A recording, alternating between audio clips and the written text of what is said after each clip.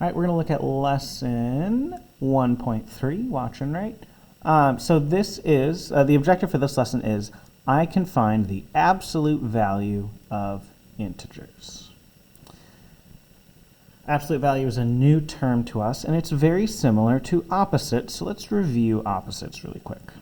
So opposites tell you distance, so how far away something is from zero,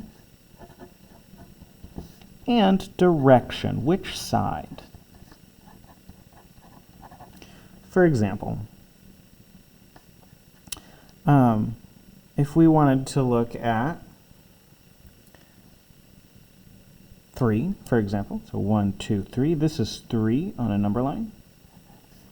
And I want to know the opposite of 3. Well, I know that the opposite of 3 is going to be negative 3, so 1, 2, 3 on the other side.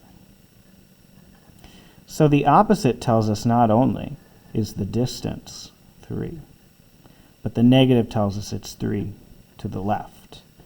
And the positive tells us not only the distance, 3, but the positive tells us it's 3 to the right. So opposites tell us distance and direction. Absolute value only tells you distance. When it comes to absolute value, we don't care which side of 0 it's on. We care about how far away it is from 0, which means that the absolute value of a number is always positive.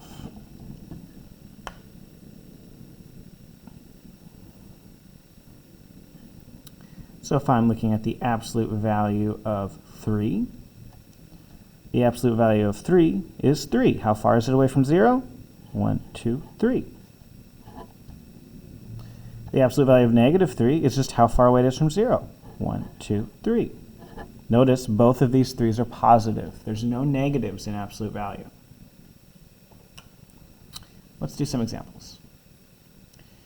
Here we want to find the absolute value of negative 5. I just want to know how far away negative 5 is from 0.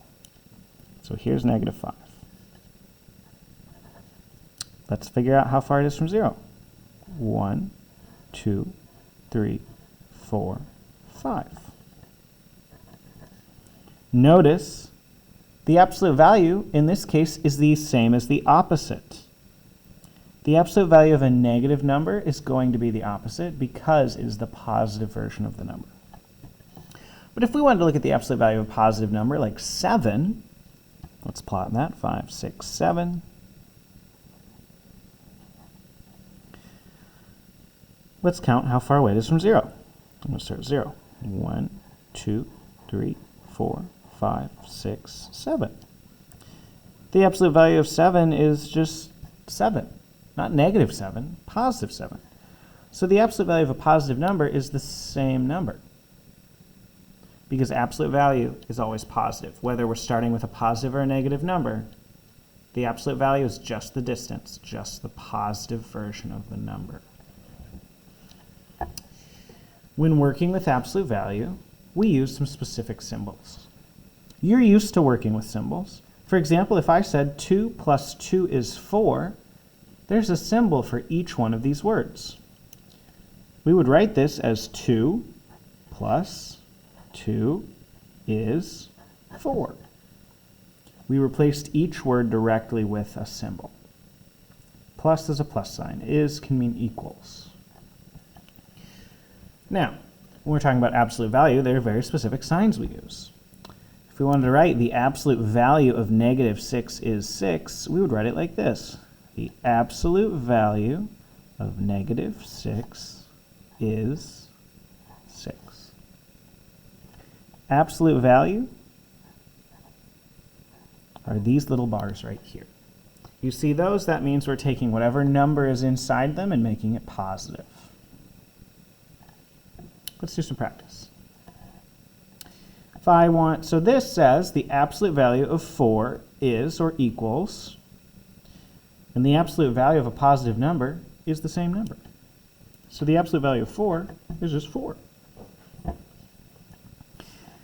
This one says the absolute value of negative 4 is or equals, And remember, when we take the absolute value, we're just taking the positive version of that number. So if our number is negative, I'm just going to make it positive. The absolute value of 2 is 2. Positive version of the number.